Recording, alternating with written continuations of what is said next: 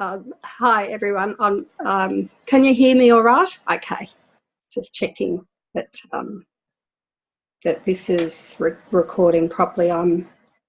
Yep, that's good. I'm just staying with my mother at the moment, so I've just got not everything with me, so I was hoping that everything was working properly.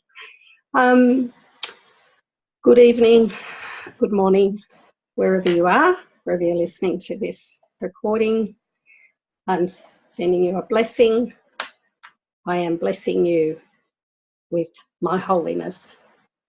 And when I say that, it's not me, Kate's holiness. It's God's holiness.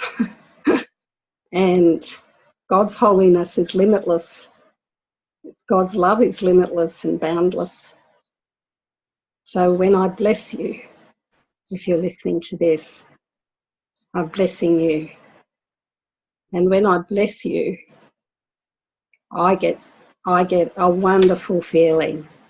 I get to experience this really beautiful, wonderful feeling of joy and love as I join with you and join with God in my Christ mind of perfect, boundless love.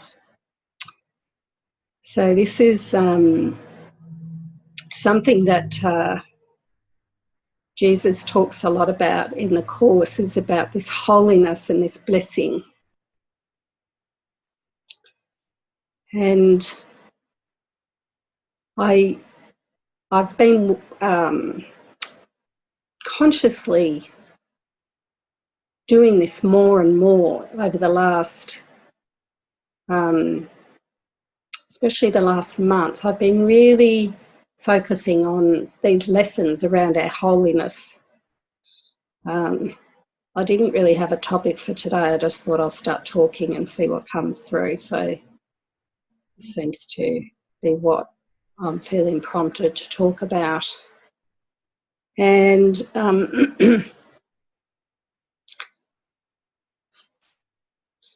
was listening to a teacher that I listened to quite a bit, and what came through yesterday, and it's interesting that because my focus has been around, it's been about miracles and it's been about this holiness. And believe it or not, I don't have my course book with me, but I'm going to try and get as close as possible to the words of lesson 38, which is around, and it's interesting how the first 50 lessons really contain so much of what Jesus is asking us to practice, and he's telling us these amazing truths, and it's just like how can my holiness heal all sick, heal all the sick. So I remember when I first read that lesson, it's like, whoa, that's incredible, that my holiness, just my holiness, is able to heal every little bit of sickness. And that sort of takes it to just such a huge level of mind. So for me, I'm always working on deepening my understanding of what Jesus is teaching me through the Course in Miracles, and also never getting to a stage where I think I've arrived. And what I like to do is I like to keep always myself in a state of mind that I'm a beginner and that Jesus is my teacher, and that I'm humble. So I'm sitting at his feet. And this, I think this state of mind, no matter, I do counsel, I guess you would say. It's an unusual word because really you're just helping someone realise the truth about themselves and who they are. And I've been guided to mainly counsel around beliefs, undoing beliefs, because what I saw was that it's really difficult to understand our holiness when we've still got beliefs around sin, around what God is. You know, it's a really, it's a tough thing to actually come on your knees to this Course in Miracles teachings and just say, look, you know, this is teaching me something very, very different to what I've ever known or I've ever thought. So we really have to really be free of, and the most important thing is just the willingness to just get really humble and just ask, look, I don't know, I'm upset, and help me see this differently. And this holiness, you know, he's telling us that through our holiness we can heal ourselves. And I'm really just sitting, how I've done I guess the teachings of the Course in Miracles is I've sat with a particular, I guess you would say, concept of the Course. Now, they all fit together, but I guess, you know, the way I look at it, the Course is that it's a jigsaw puzzle of pieces, and they do snap together in the end, but they all have to be understood really clearly, and then they fit together. And it's not me understanding it. Hang on a minute.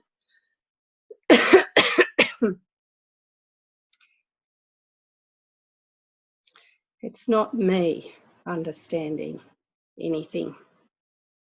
I have to get out of the way to get understanding. I have to get myself out of the way for understanding to come in. So I have to really come to a place where I say, look, I don't know what this world's about. I don't even know what God's about. I don't know where these beliefs came from. And then I'm in a place where I can be taught. I can be willing to be free. And he does say, come to God with empty hands.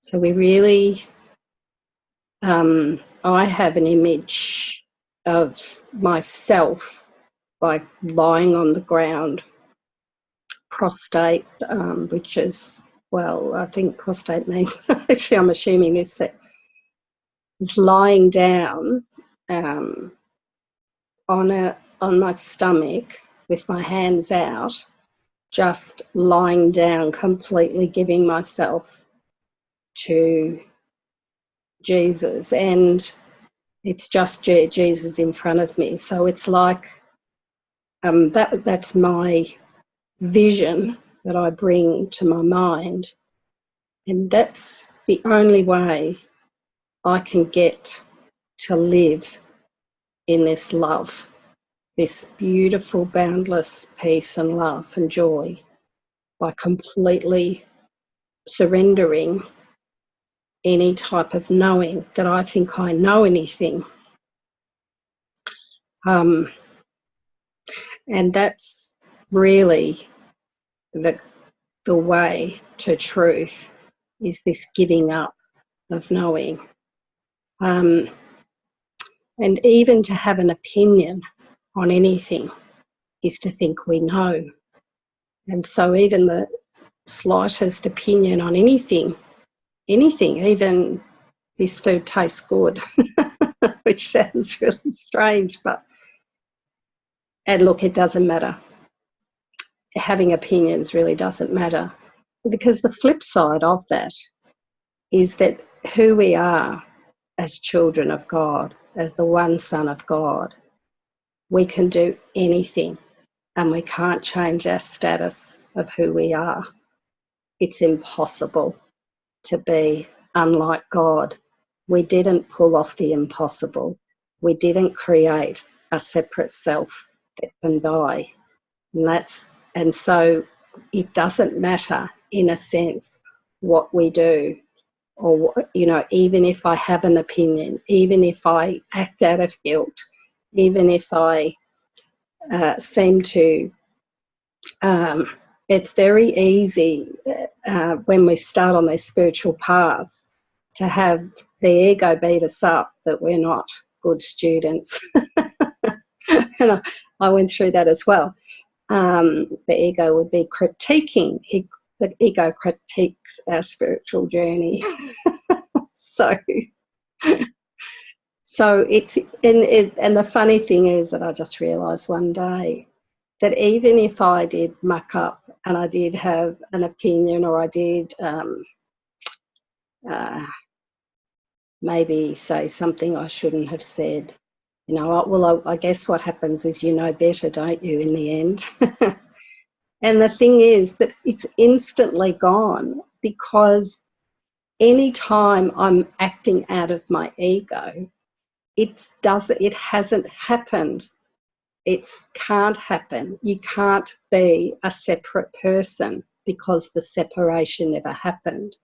So whenever we act out of our separate, seemingly separate selves, this separate ego, anything that we choose, it doesn't have any effect, because God, who's all everywhere, and that's what we are, is completely unaffected. So we can instantly see that we are completely forgiven. And forgiveness, it's a funny thing, forgiveness is seeing there's nothing to forgive. Isn't that interesting? He says about forgiveness is quiet and does nothing. It waits, does nothing. So, and it says it's saying that your brother hasn't done what you thought he has. So forgiveness is saying there's nothing to forgive. And that's really beautiful to see. Oh, I did nothing. Oh, I looked. Because he says over and over again in the Course that anything that comes from the ego in a projected, in this world, which is a projection or a dream, goes nowhere and does nothing. You can't sin. You can think you did. So he tells us, look, you think you did. You've got a belief in sin, but he gently guides us out. One of the things that was very helpful to me when I first came to A Course in Miracles was this beautiful idea that there wasn't this stain of sin on me, which growing up in a Catholic church, I had an idea that I was stained, that I had that there was this terrible stain of sin on me, and that there was something terribly wrong with me. And this is the ego's. The ego makes up this idea of our unworthiness, and that there's something inherently wrong with us that we'll never be able to get out of. And this inherently, this thing that we feel is inherently wrong with us. It's such a terrifying thought for us, we have to push it down. So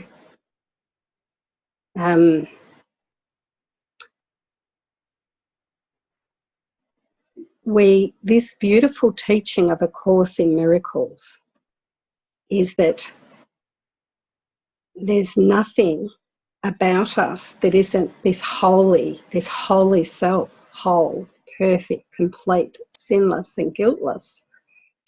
And so even if when we're on this journey and the ego critiques, oh, you didn't do your lesson good enough today, you know. Other Course in Miracles students are much better. They're going to get to enlightenment quicker than you are. You know, this is the ego critiquing our journey, beats us up.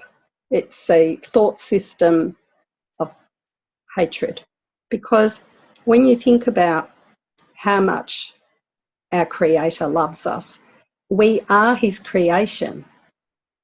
We are created by this essence of love, this pure, perfect essence of love.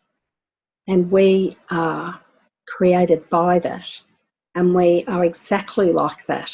So it's like having not two parents, but one parent, and you get all your DNA, and everything about that parent is you. So there's no, you get your eyes, a mixture of, you know, your eyes might be like your mother and your nose might be like your father. In truth, who we are is completely like our Father. And this Creator is perfect love. So we are created as perfect love, and we are created holy. And we can experience this. This can be experienced. So it's not something that when we come to our oneness, our experience of perfect oneness, there is a beautiful experience. He says, you know, don't delay with theology. Come to God with empty hands and have this experience. I've got I did actually throw in Disappearance of the Universe last night, as I was staying with my mother at the moment, just staying a couple of days with her. I'm going to help her with a bit of gardening and a few things. Catch up with some friends while I'm here. So what was sort of coming through before I started this talk today was to talk about the joy and the love and the holiness that we are, rather than what we aren't. And we're not sinners, we're not stained. There is not something inherently wrong with us. This is what the ego hides in our mind. And I remember identifying that on my journey of undoing, that this deeply held belief that the ego, that everything else sprung from, was there was in something, and I couldn't find this thing, this idea that the ego was whispering in my ear all the time. There's just, everyone else is fine except for you. There's something inherently wrong. And so when we come to see that that's not true, who I am is just this divine, holy self, this bigger self that's just got so much love, boundless love to extend to all its brothers. Now, the reason why when we fall into our holiness is that the ego is, its thought system is fear of loving. It's fearful of, it's got, its thought system works along the lines that if I give love to you, you have to give love to me. I mean, to me that's hilarious now, but I did believe that at one stage. I had the belief in that. And that seems to me now the most ludicrous thing I've ever heard. Just like that. When your mind gets shifted into the right mind, the one mind of God, all these things that you used to believe and think, honestly, you just start to laugh at it. You think, how in the hell did I ever have that belief? It's incredulous that you could even think like that, but we do. We're in a thought system of absolute falseness. It's just so false. But we have, but it is, and it's no doubt, for me, it wasn't an easy journey. We do get taken through the washer in our minds. We're washing everything out, And we end up at certain times when things are getting washed out, he talks about it as the unsettling. And there's definitely an unsettling period or periods that we go through them. And it's very normal. And when I talk to people in the one-on-ones, it's, you know, I'm just listening to other minds as they're going through they're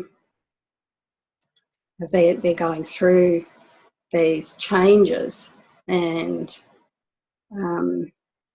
it's just interesting to see how things shift away, and we just have to work with it. Now, the other thing is, so what I've noticed, interestingly enough, is sometimes when I listen to awakened teachers, they generally say, you know, there's nothing you can do to awaken. Like somebody that's meditated for 10 years deeply, they awaken and they say, oh, you don't need to meditate. I would like to say that you do need to do what you need to do. I think it's very, I think if I was to awaken, and I've been studying the Course in Miracles and working with the Holy Spirit for many years to shift my beliefs and my everything in my mind, and then to awaken and just say, oh, there's nothing you can do. I think to me, it's very misleading. This is a journey of no distance. So it's like on the timeline, it takes time. But what you come to see is there's only ever been timelessness, and there's never been time. Time is an illusion, but you can't get that until you've got the experience of timelessness. So we work with time. So Jesus is working with everything as we perceive it. So we're perceiving time, we're perceiving bodies. Where in our ego we think we are a body. The ego convinces, it's a thought system that convinces us that we're limited to bodies, and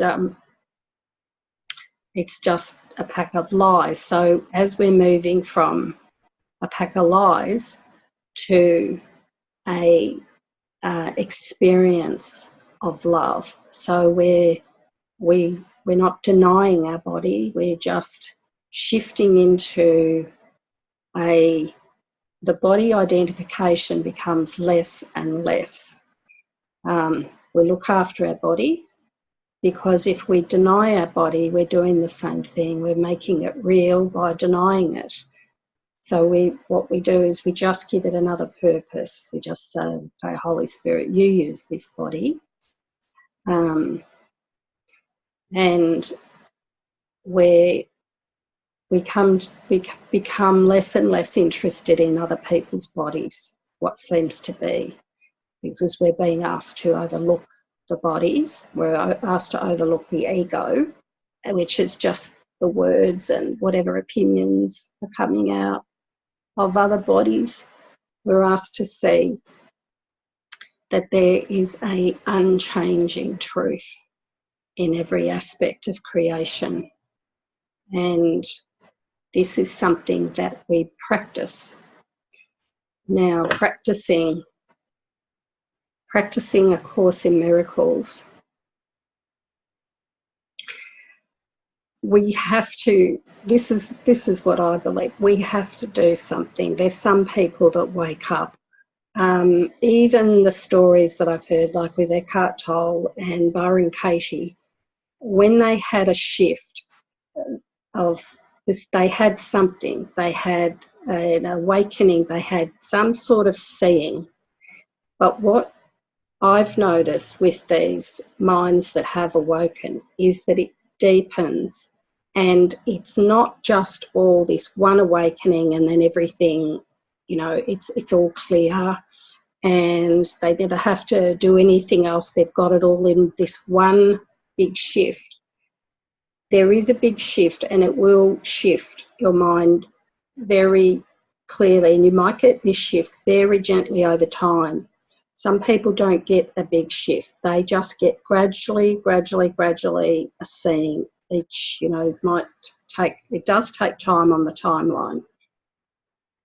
We have a belief in the timeline, but it's only when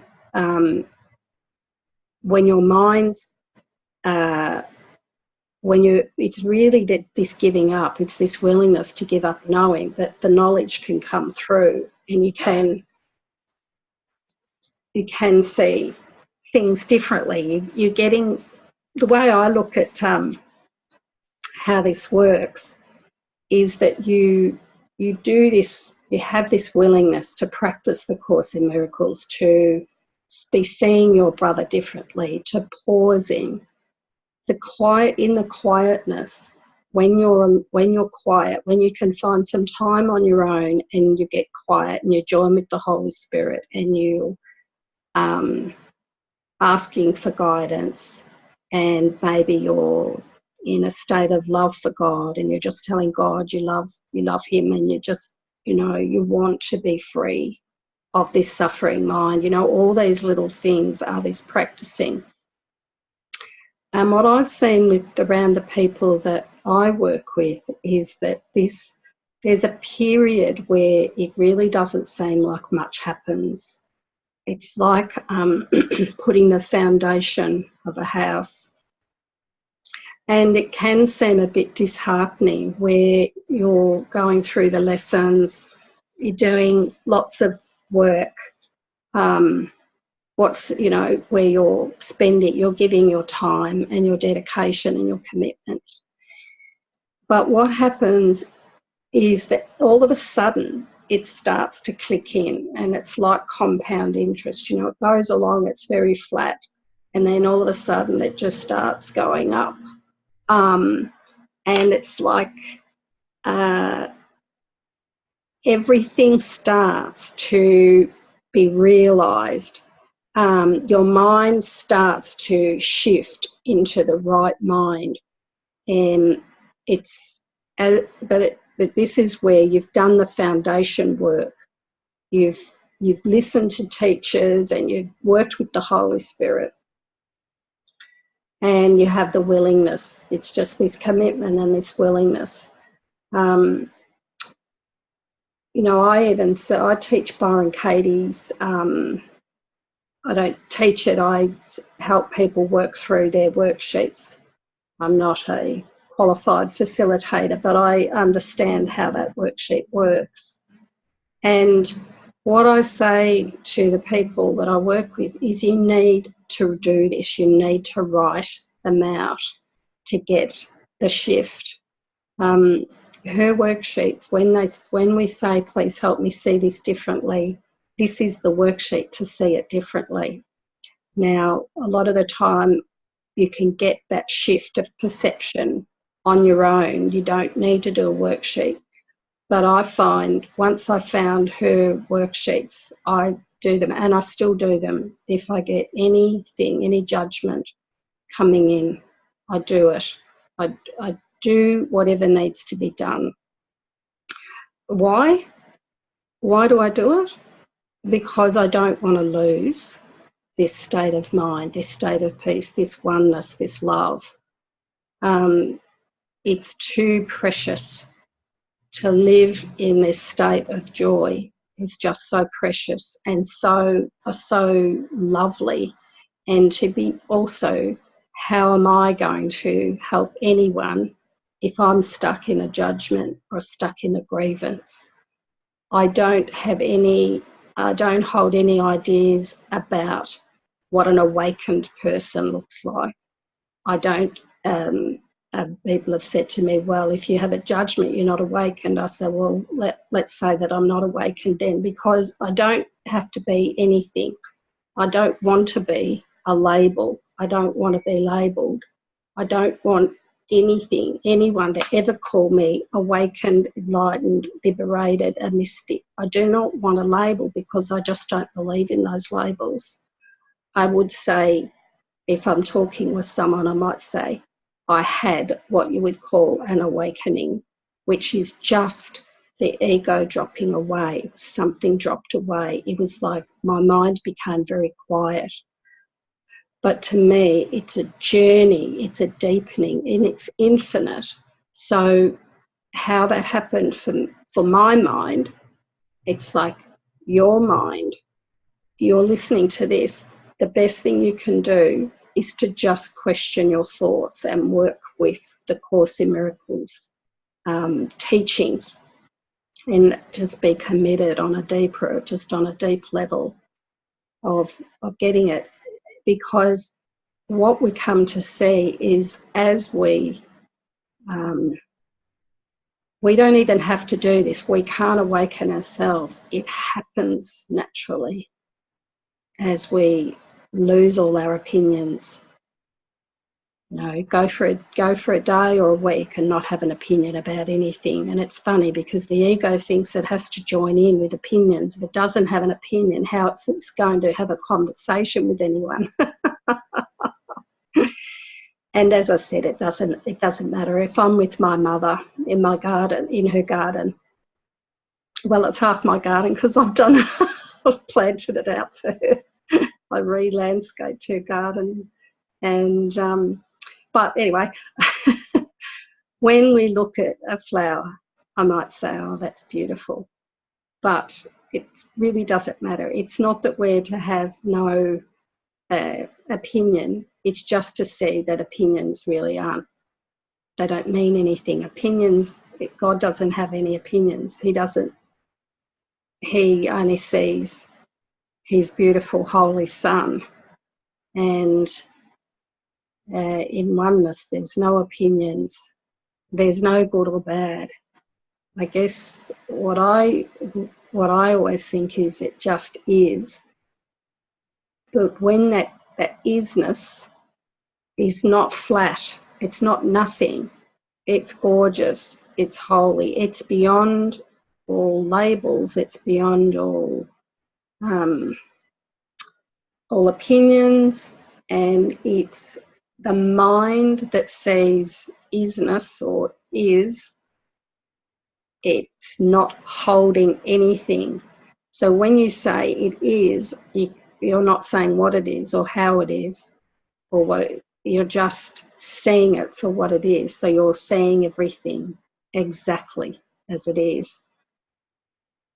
And that's what we're coming to see through our practicing of these courses. And I haven't got my Course in Miracles book with me, as I said, so I can't read anything out, but I do have the disappearance of the universe. And what I was going to read out today, when I wanted to talk about enlightenment as part of it. I was talking before about our holiness, and these all go together with these beautiful miracles. Now, the way I see a miracle is that we come from our Christ mind and we help someone see themselves through our eyes or our mind. So when I'm with other minds that believe they are sick, I can't see sickness. My mind cannot see sickness. If someone said they were sick, I can't fathom it, because how can the holy, beautiful, perfect Son of God be sick? It's impossible. And that idea that anyone can be sick is completely been erased from my mind, because I'm living in God's mind. Now, that doesn't mean I'm inappropriate, because there's an awareness that that person does think they're sick. So, but there seems to be a different way that I respond, and it comes from love. It comes from this beautiful, loving state. And usually I'll just tell people how perfect they are and how holy they are. and how beautiful, and that nothing they could think about themselves other than that is true. So it's really coming from what they call true empathy. And this is the way our holiness blesses the world. We bless them. So I bless them. I say, I bless you with my holiness. And that's really all we can do, is by seeing them. I see them. I usually join them in a visualization where they're happy and healthy and well, and we go through this. It's a really beautiful process where our minds join together and the body is completely well and happy. Now, it doesn't really matter what the body's going to do. It's really the mind, and the mind's free then. And if there's any actual healing of the body, which has been projected by the mind's where we need to heal. The body, I believe, will just follow suit. The body will just be losing its hold over the mind. There's a lot of the time when we're sick, the ego says, I should be well. So if we don't go there and we just say, let the body be as it is, let this body do what it's doing, and focus on our holiness, focus on our perfection, and join with the Holy Spirit and hear what Jesus has to say about us. Let's sit with Jesus for 10 minutes and just get him to speak about us and listen. And just imagine you're sitting opposite and just say, okay, Jesus, tell me about who I am. And then just sit quietly and listen to his words. And I tell you what, if you're not changed, if you look into his eyes are just so beautiful and so loving and so, just loves this beautiful, amazing love that just radiates into us and just heals any belief. There's false beliefs of who we are. We are not this separate little thing in a body. We are just this limitless, boundless love that extends everywhere, and it's just free and it's abstract and it's everything. So I was just going to read from the Disappearance a little bit about awakening. Now, there's a section in the Disappearance of the Universe and it's called Enlightenment. This is the chapter and it's on page 267, about a third of the way down. And it starts off with Arten. I love Disappearance of the Universe.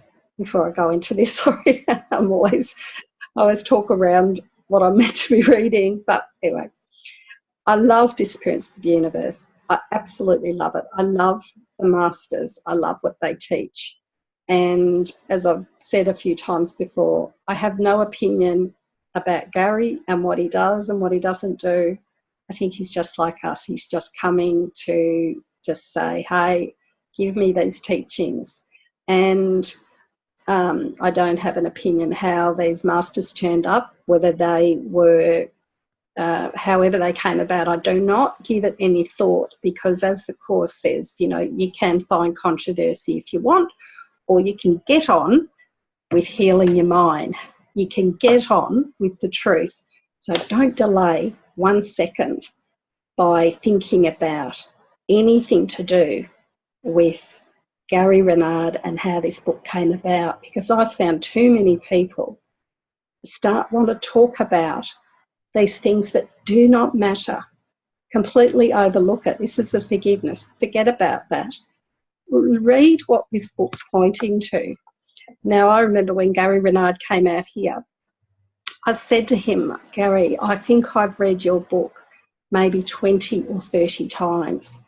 And he was flabbergasted.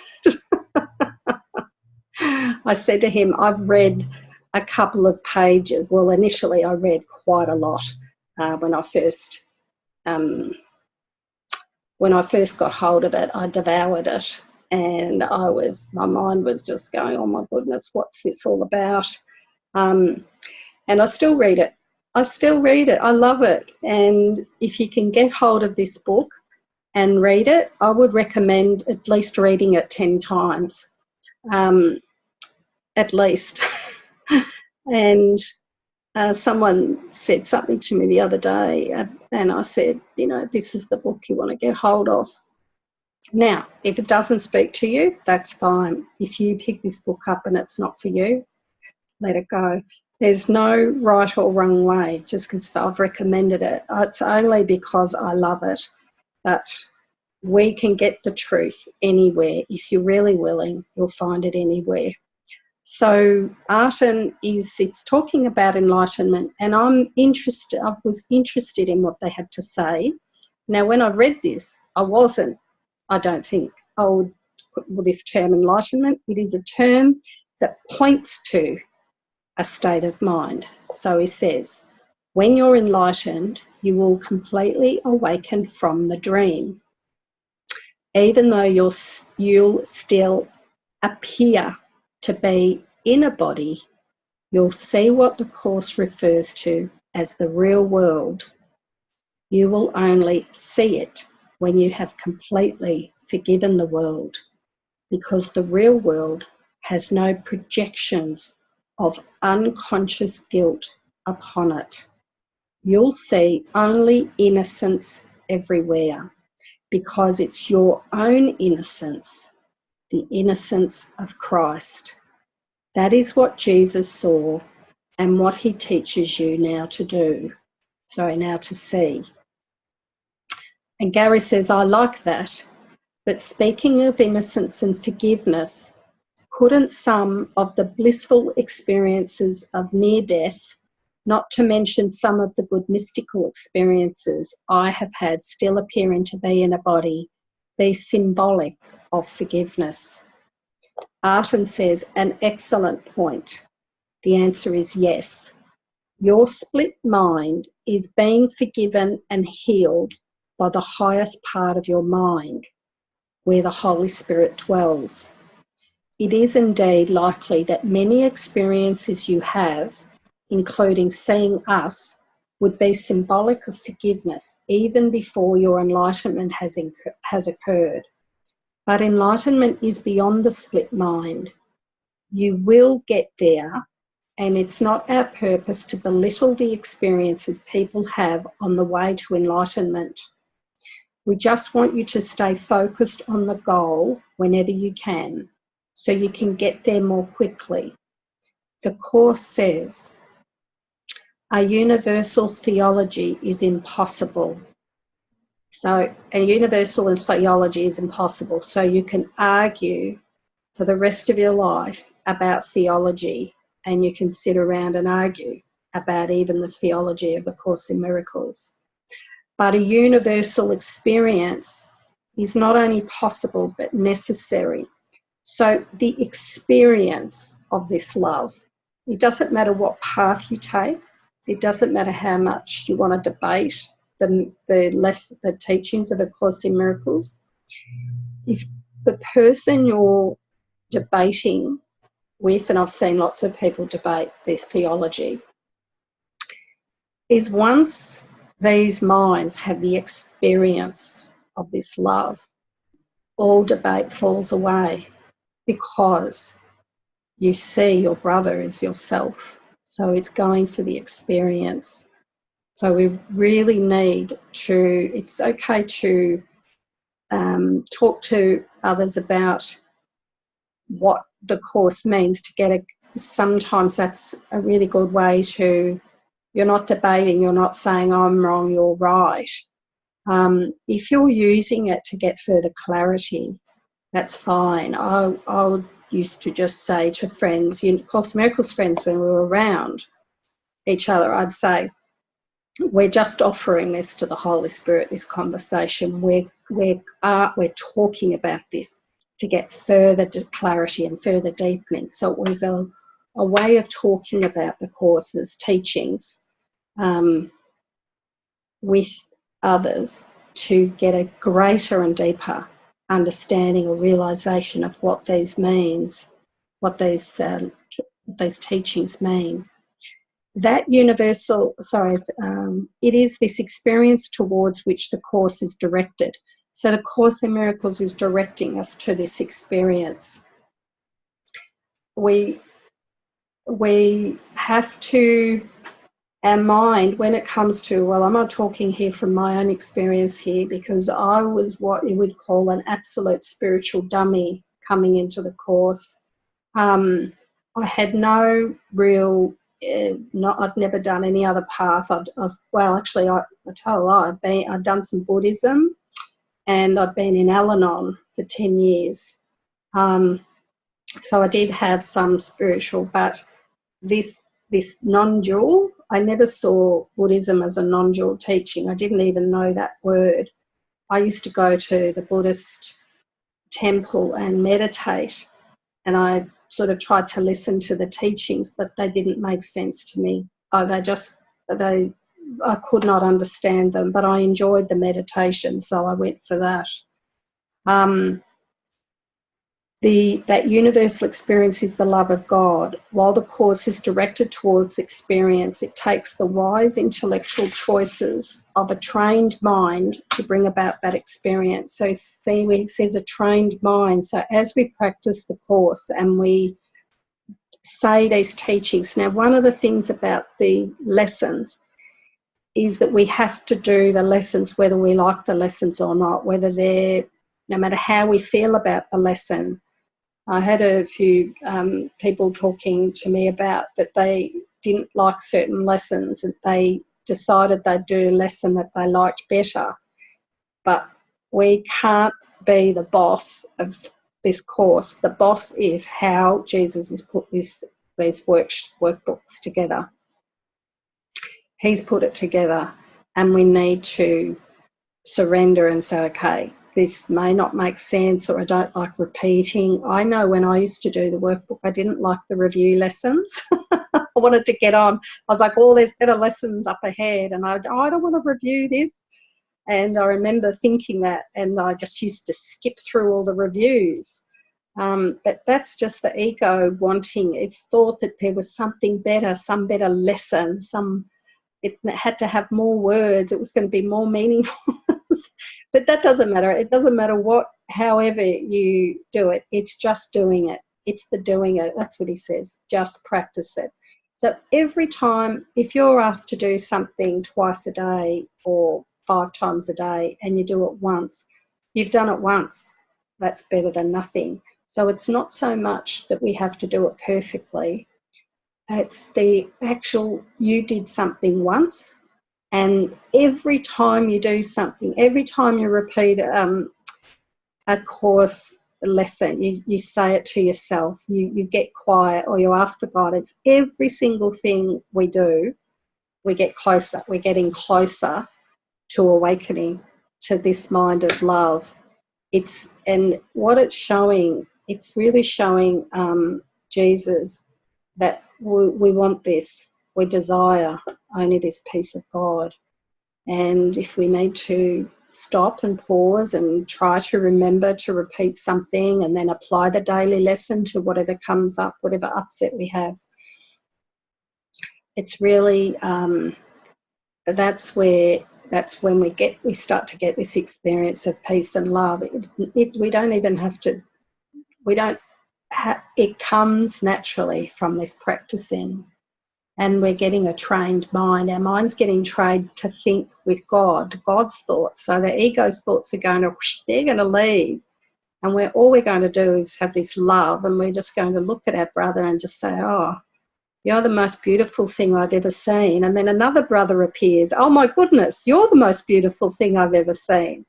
And then another brother appears, and then an animal, and then a snake. You'll look at a snake and you'll say, oh, you're the most beautiful thing I've ever seen. And maybe you get a spider in your bedroom.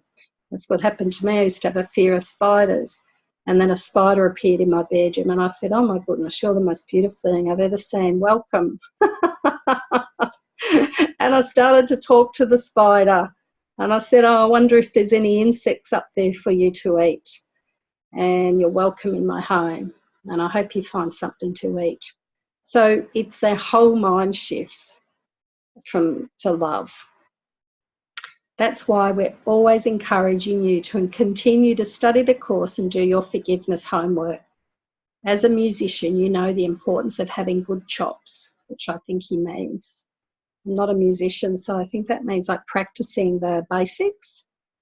As a musician, you know the importance of having good chops. Although most people don't realise it, spirituality is no different. You've got to have the technical knowledge in order to make the most of your natural ability and play your best.